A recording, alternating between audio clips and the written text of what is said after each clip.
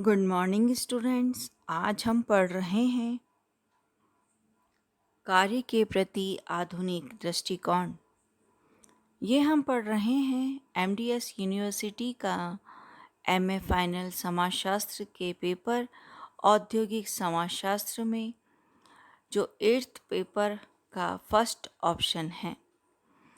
आज हम पढ़ रहे हैं यूनिट सेकंड का फर्स्ट चैप्टर कार्य के प्रति आधुनिक दृष्टिकोण। क्योंकि समाज के कार्मिक विकास के अनुसार कार्य के प्रति लोगों की धारणाएं व दृष्टिकोण बदलते रहते हैं तथा समाजशास्त्रीय तत्वों का प्रभाव भी कार्य के स्वभाव पर पड़ता रहता है। औद्योगिकरण के विकास एवं स्वरूप में निरंतर परिवर्तन हो रहा है। साथ ही कार्य के प्रति भिन्न भिन्न प्रकार के दृष्टिकोण रखे गए हैं। गत 200 वर्षों में कार्य के प्रति जो विभिन्न दृष्टिकोण रखे गए हैं उनका यहाँ विवरण दिया जा रहा है।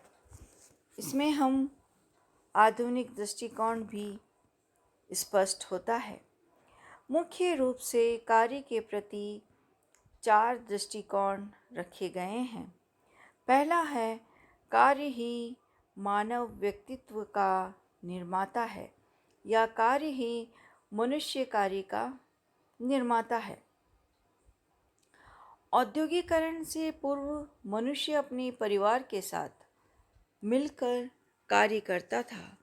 वे सब एक ही स्थान पर रहते थे और उनके क्रियाकलाप एवं व्यक्तित्व पर परिवार का पूरा प्रभाव होता था। औद्योगिक विकास ने इस स्थिति को परिवर्तित कर दिया है। श्रमिकों को अपने परिवारों को छोड़कर फैक्ट्री में कार्य करना पड़ता है। फैक्ट्री में स्वामी द्वारा जो कार्य दिया जाता है उसे उनके नियंत्रण एवं निर्देशन में पूरा करना पड़ता है। कारखाने में जैसी भी परिस्थिति होती है उन्हें कार्य करना पड़ता है।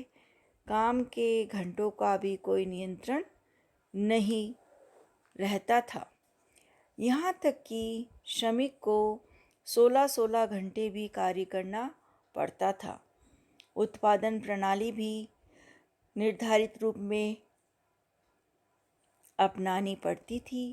अतः मनुष्य को अपने कार्य के अनुसार अपने को उसमें ढालना पड़ता था।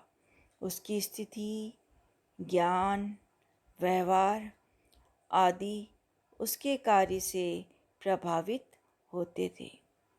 मनुष्य के व्यक्तित्व पर कार्य के अत्यधिक प्रभाव को देखते हुए एडम स्मिथ कहते हैं कि मनुष्य की अधिकांश सूझबूझ तथा ज्ञान अनिवार्य रूप से उसके कार्य के अनुसार ढलते हैं। उद्योगों में विशिष्टीकरण अपनाने से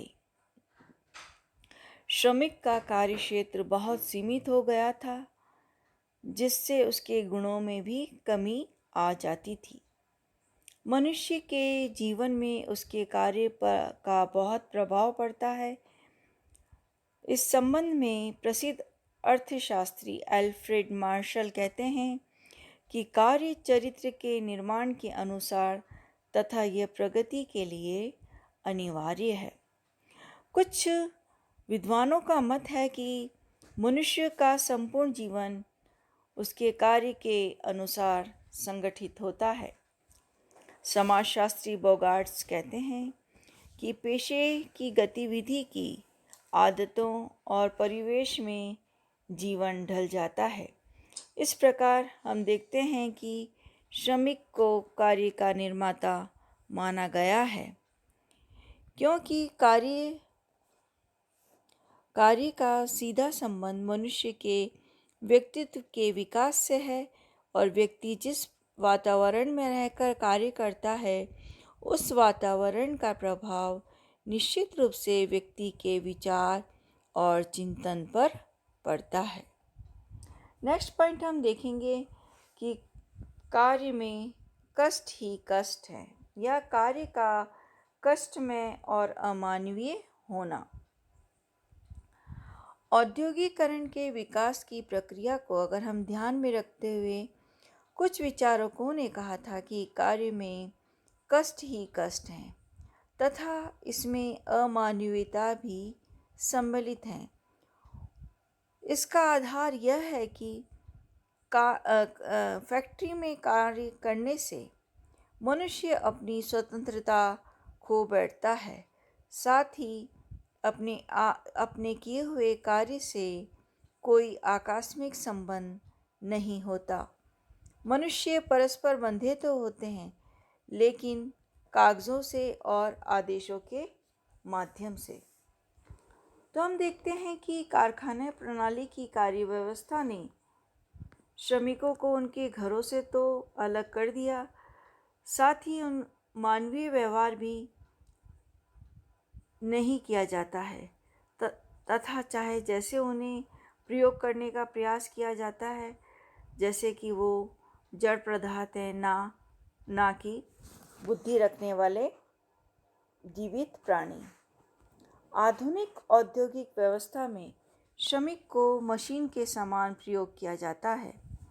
कार्य करने वाले समूह में भी उसके अन्य सदस्यों के साथ औपचारिक संबंध होते हैं, जहां उसे कोई विशेष लगाव एवं अनुभव नहीं होता। नियोजक एवं श्रमिकों में संबंध बहुत ही सत्यहीन है। वहाँ कोई घनिष्ठता एवं निकटता नहीं रहती, जिससे श्रमिक को कार्य में आनंद के स्थान पर कष्ट मिलता है। नेक्स्ट हम देखते हैं कार्य में कीड़ा का भी समावेश है। औद्योगिक विकास के प्रारंभिक काल में कार्य को कष्टपूर्ण माना गया, लेकिन यह दृष्टिकोण में परिवर्तन आया और यह स्वीकार किया जाने लगा कि कार्य में सुख का समावेश होना चाहिए।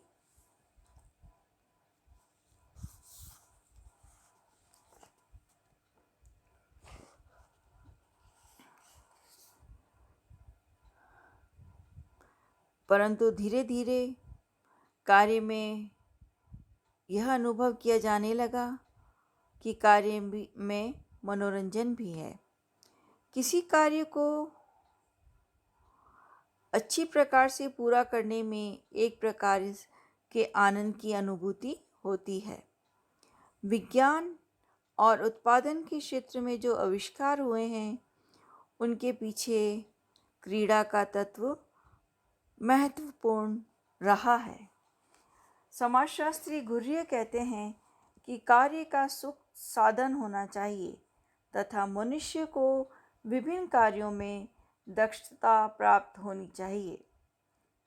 इस परिवर्तन के कई कारण रहे हैं।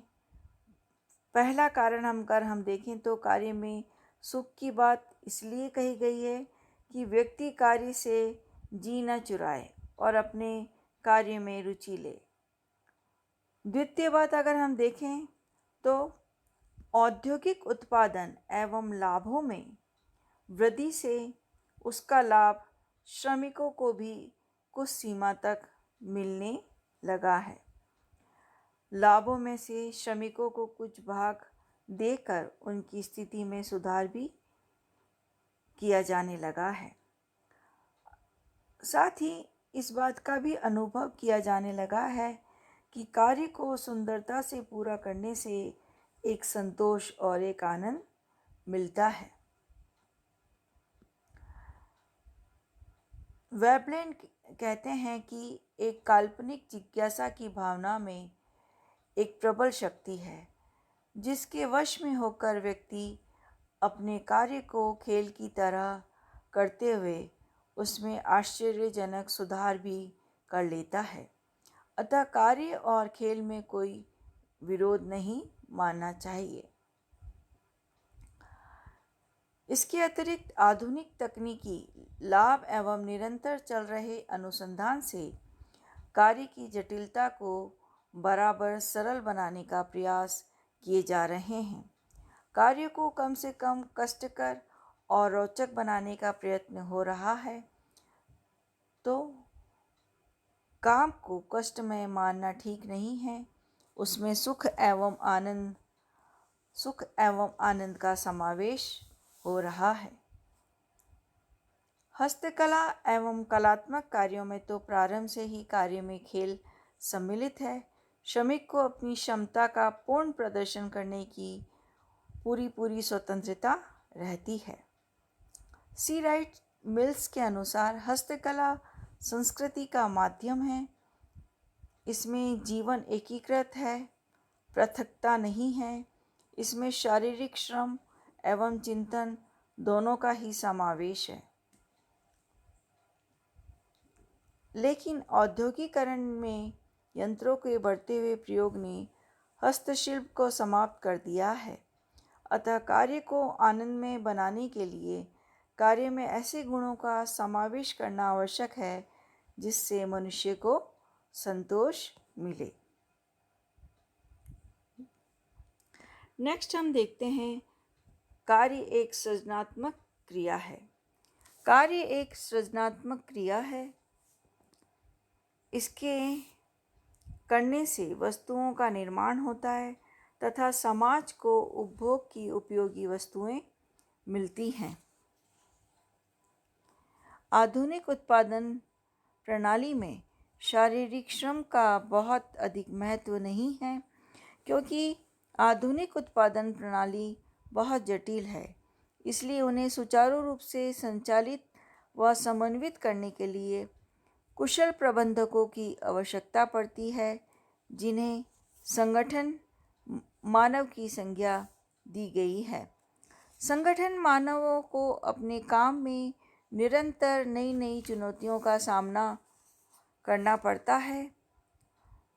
साथ ही स्वचालन के उपयोग से कार्य में सृजनात्मकता होने की संभावनाओं को काफ़ी प्रबल बना दिया है, क्योंकि औद्योगिक व्यवस्था में मनुष्य को यंत्रवत कार्य करना पड़ता है तथा किसी वस्तु के निर्माण या उत्पादन में उसको केवल एक छोटी सी उपक्रिया ही करनी पड़ती है। अतः कार्य सृजनात्मक नहीं रहा है। वेबलेन के अनुसार यांत्रिक रोजगार तथा धंधे मनुष्य के चिंतन को भी यांत्रिक बना देते हैं तथा मशीनों पर कार्य करने वाले श्रमिकों में सत्य और असत्य का विवेक नहीं रह जाता। यह सही है कि आधुनिक कारखाना प्रणाली एवं मशीनों के प्रयोग ने व्यक्ति की कार्य क्षमता एवं कुशलता सीमित कर दी है। वह संपूर्ण कार्य को केवल एक उपक्रिया ही करता है, लेकिन यदि हम व्यापक रूप से देखें तो संपूर्ण उपक्रिया में संयोग से ही वस्तुओं का निर्माण होता है। तो विशिष्टीकरण एवं श्रम विभाजन ने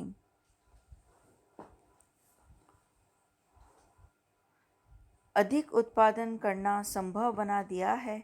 अतः कार्य का आज भी सृजनात्मक मानना अनुचित नहीं है। एरिक फॉर्म कहते हैं कि मनुष्य ही लक्ष्य है, उसका साधन के रूप में प्रयोग नहीं किया जाना चाहिए। भौतिक उत्पादन मनुष्य के लिए है, मनुष्य भौतिक उत्पादन के लिए नहीं है। जीवन का लक्ष्य मनुष्य की सृजनात्मक शक्ति को उद्घाटित करना है। अतः यह आवश्यक है कि बड़े पैमाने पर उत्पादन के लिए विभिन्न क्रियाएं इस प्रकार से नियोजित और समन्वित की जाएं, जिससे श्रमिक की कुशलता एवं कार्य संतोष दोनों की उपलब्धि हो। इसके लिए सामाजिक, आर्थिक एवं राजनीतिक सभी कार्यों में कार्य एवं आराम के मध्यम समन्वय स्थापित करने की आवश्यकता है। Thanks. Have a nice day.